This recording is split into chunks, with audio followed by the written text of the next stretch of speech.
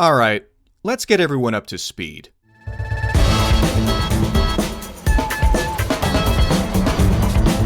Test Drive Unlimited was, put succinctly, revolutionary. Released in 2006, the first game in the franchise allowed players to drive online across a large-scale recreation of a real-world location for the first time, laying the foundation for series like The Crew and Forza Horizon, and continuing to influence those series to this day. However, while many features from the 2006 game have been adopted by its spiritual successors, many of the most beloved and immersive aspects of the open-world racer were ignored by the games that followed in its footsteps. And with the critical and commercial failure of its 2011 follow-up, it seemed like the series as a whole, and the innovations that came with it, would both be relegated to video game history. All that changed in 2016.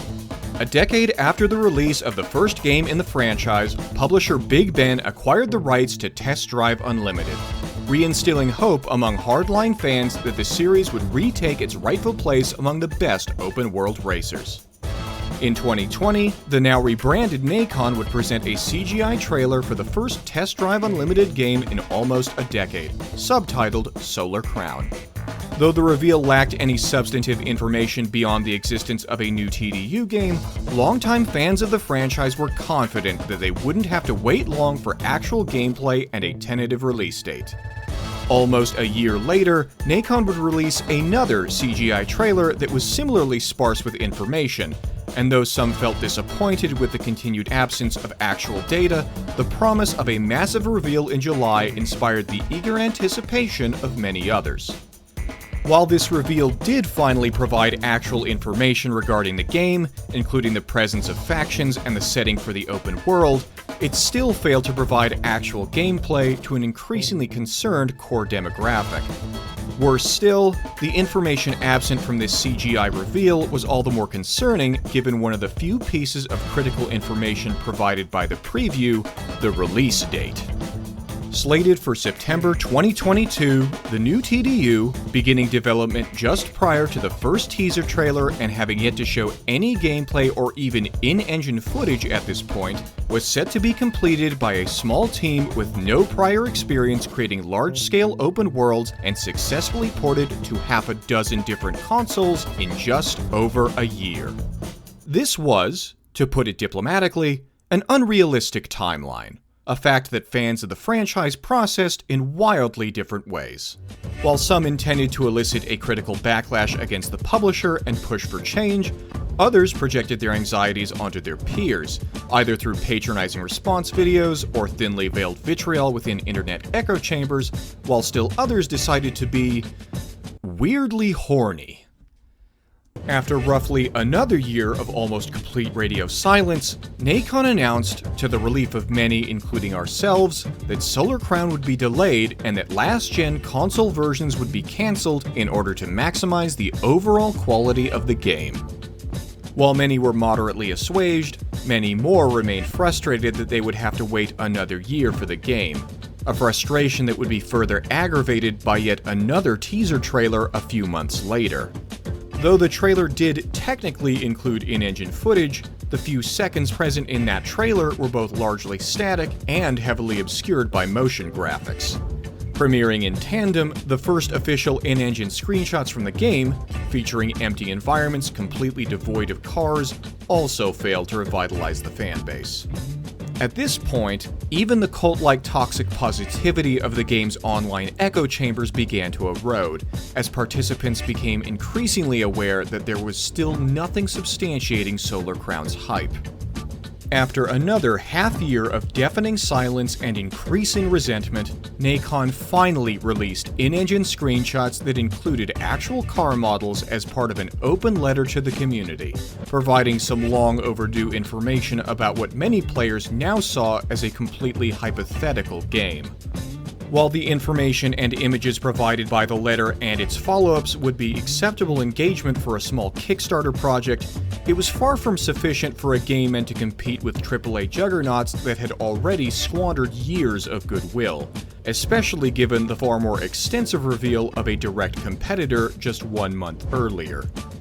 Nacon needed something to salvage the public perception of Solar Crown, and thankfully, with the game at long last in a somewhat presentable state, they could finally quash the biggest question hanging over the head of the next Test Drive Unlimited. So now we know how we got here. Let's take a look at what we got.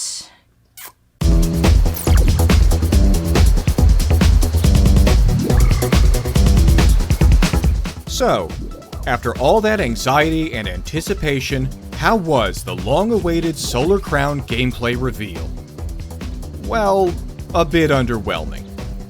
The gameplay reveal amounted to little more than a handful of game developers and racing game influencers awkwardly socializing with and crashing into each other with very little actual information. Okay, that's a bit reductive.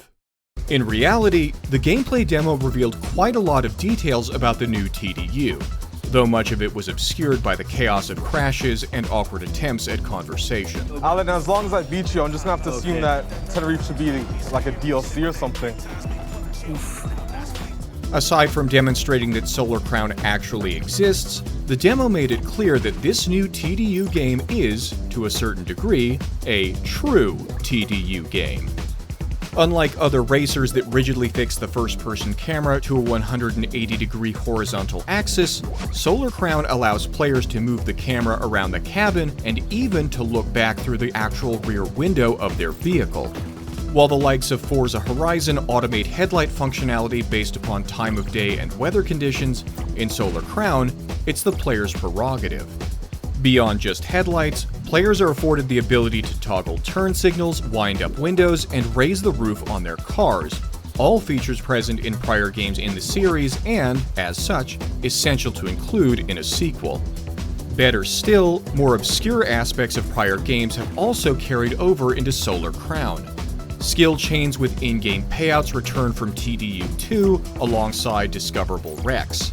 Though it's worth noting that second feature was merely implied by the user interface and may not appear in the launch version of the game for reasons we will discuss later. Beyond basic similarities to prior entries in the series, Solar Crown also includes features from outside the franchise, including emotes, functional gas stations, and Horizon-adjacent speed zones, but despite this, much of the public perception is that the demo was a disappointment, a perception that we can credit to Nacon's piss-poor public relations.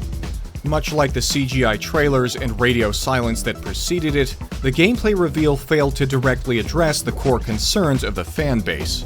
Instead of focusing on features, it prioritized the people playing the demo.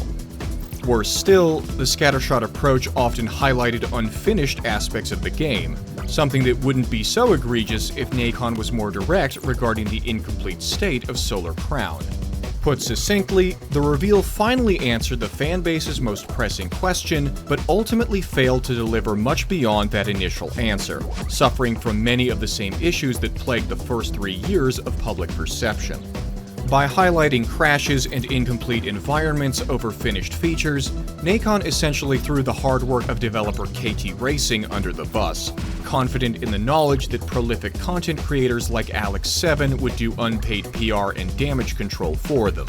More on that later. Unfortunately, as frustrating as Nacon's inability to properly market the game may be, a clumsy reveal is far from the game's biggest flaw. And while public perception may inhibit its success, there are some foundational problems that threaten the very future of Solar Crown.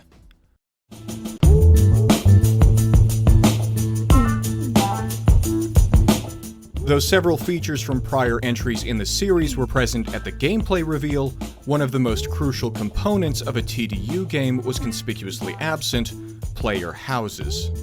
Though many players already knew that houses would be missing months prior to the gameplay reveal, their absence remains a devastating blow to fans of the franchise. Unlike so many other games where the home space is little more than a main menu, Test Drive Unlimited transformed this subconscious interface into an active gameplay mechanic. Before the player could even access a home space, they would drive to and tour very literal property listings, comparing prices, viewing varied exteriors, looking through a diverse range of modeled interiors, and accounting for available garage space before driving to the local real estate office to purchase the property. Once bought, the player character occupied actual space within their house, changed clothes within a literal walk-in closet, and could organize their car collection in a garage space unique to that estate. The sequel made this mechanic even more immersive and involving, allowing players to both walk around their homes in first person and to individualize their space with different wallpaper and upholstery. Put simply, houses were a fantastic mechanic combining pragmatism with personalization in a way that was emblematic of the entire Test Drive Unlimited experience, and their absence represents a devastating blow to dedicated fans. Nacon insists that houses will return to Solar Crown sometime after launch, but that assertion highlights other issues with the new entry, the first of which being the uncomfortable likelihood of microtransactions. From purchasable currencies to loot boxes, microtransactions have plagued the video game industry for over a decade, failing to provide any actual enhancements and almost always encumbering the gameplay experience. It's a decision exclusively made for the benefit of publishers and shareholders at the literal expense of the players, one that all too often targets a small handful of vulnerable people. Disgusting as this decision is in any game, the inclusion of in-game payments for items is particularly revolting in a game like Solar Crown, where in-game items are direct surrogates for real-world status symbols. The very real possibility that the in-game economy in this new TDU will deliberately push players into paying real money for a virtual house is at best extremely exploitative. The fact that this game will feature playable casinos exacerbates this already abhorrent situation, seemingly pulling away the metaphorical mask to reveal a game explicitly designed to exploit people with gambling addictions. Sadly, even if Nacon makes the right decision and eliminates in-game purchases from Solar Crown, the game will still ultimately be doomed to die. A few months prior to the gameplay reveal, Nacon all but outright confirmed to a French financial news outlet, and tellingly not the fanbase, that Solar Crown would launch as a live service. It's a game to which we will add free and paid content over time that will keep the game alive between 5 and 10 years. I wonder where I've heard that before. This not only suggests that players will pay full price for an unfinished game that will remain incomplete long after launch day, but also almost guarantees that the game will launch with always online DRM. For longtime viewers, you are likely well aware of how detrimental this decision will be for Solar Crown, and for everyone else, here's the gist of it. DRM, or Digital Rights Management, is software packaged into games that, while meant to prevent piracy, is more often than not a nuisance for paying customers. Always online DRM, the most draconian form of this software, forces the game to maintain a constant internet connection with an online server, one that will eventually and inevitably be shut down, in order to be playable, initially making the game unplayable in rural or impoverished areas, and ultimately making the game unplayable for everyone. In recent years, this practice has become increasingly common among games in the AAA space, particularly racing games. Both mainline entries of TDU's spiritual successor, The Crew, have always online DRM. We have made several videos discussing how always online DRM has been detrimental to Gran Turismo 7, and one of our biggest complaints leveled against Forza Horizon 5 in our in-depth review of the game directly involved that game's artificially imposed online requirements.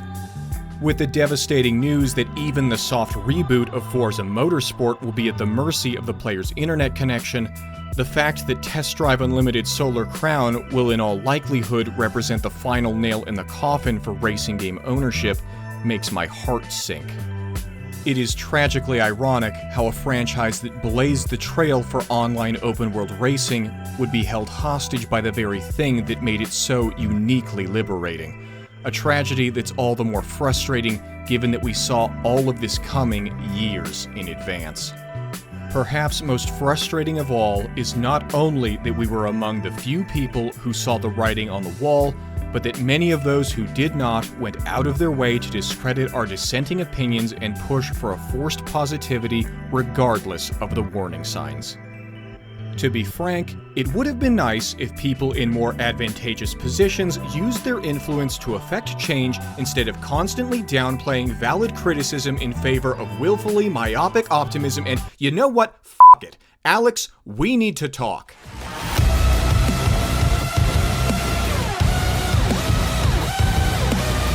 Before I begin, I need to make it clear that this is not an open invitation to harass this content creator. I say this not only out of obligation, but also out of a basic sense of decency. Just because we may disagree with a person does not inherently mean that we have carte blanche to make that person feel unsafe online. Alex, I don't know if you remember, but we had a brief online interaction a while back where I said it seemed like you were weirdly defensive of Solar Crown and asked you directly if you had any financial incentives that might explain your position. You answered no, and while I'm sure that you were telling the truth in the sense that you were not accepting money from Nacon in exchange for positive press on the new TDU, we both know it's more complicated than that. It's alexvii, racing games content creator and part of our Test Drive Unlimited family from the very beginning. Considering the ways that Nacon seems to try subconsciously influencing your sentiments, sending you gifts, allowing you access to their employees for interviews, compounded by the fact that Test Drive Unlimited is the core of your social media presence, it's safe to say, though indirectly, you do have a financial incentive to pull your punches with Solar Crown. This is not, by any stretch, an indictment of you as a person. It is a sad reality of neoliberal capitalism that we all too often must compromise on our principles to live the lives we deserve. And while there is a lot to criticize about that system, it is not my place to criticize you personally for your existence within it. That said, you do have a considerably larger following than we do, and with it, a much larger ability to bring about positive change regarding Solar Crown's development.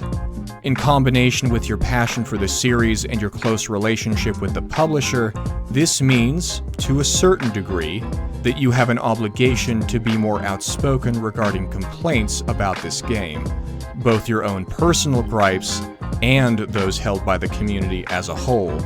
Quite frankly, doing so would be a far more productive use of your time than flippantly disregarding valid complaints from the fan base. So first thing first, I already know people that hear 6 years development time are gonna be like, hold on, 6 years and they couldn't add houses? Bro, don't even bother saying that. As the ones that control access to information, Nacon may seem like they have the power here, but power is a two-way street. After years of disappointment and the notorious mess that was Lord of the Rings Gollum, Nacon is in an uncomfortably precarious position, one in which they are desperately dependent upon people like you to repair their reputation. That gives you a lot of power to hold them accountable, and at the risk of repeating myself, I implore you to take this opportunity to champion change before it's too late.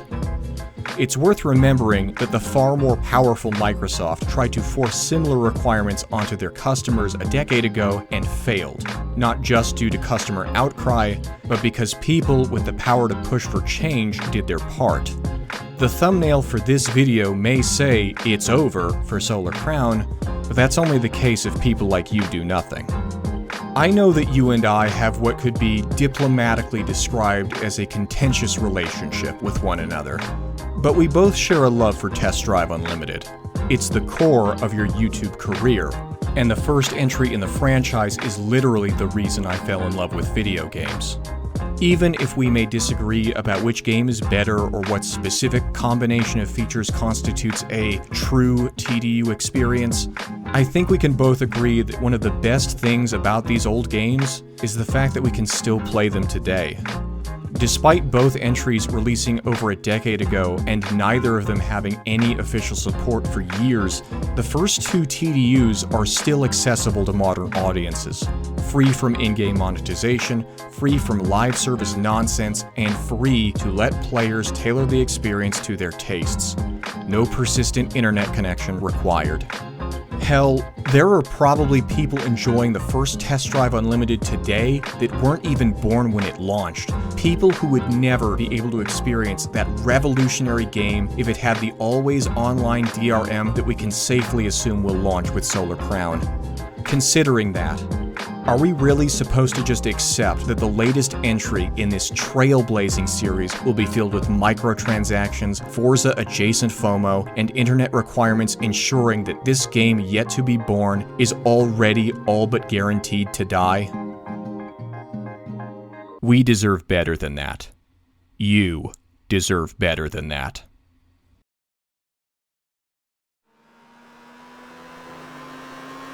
Thank you all for watching.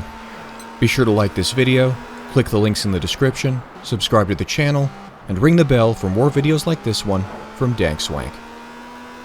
Oh, and Alex, if you're still there, I want to thank you for watching this video all the way to the end. And on the off chance that I inadvertently offended you with anything I said in this video, I want to take this moment to apologize and assure you that it was not my intention. Like you, all I want is for Solar Crown to be the best game it can possibly be. See you next time on the classiest cavern on the World Wide Web.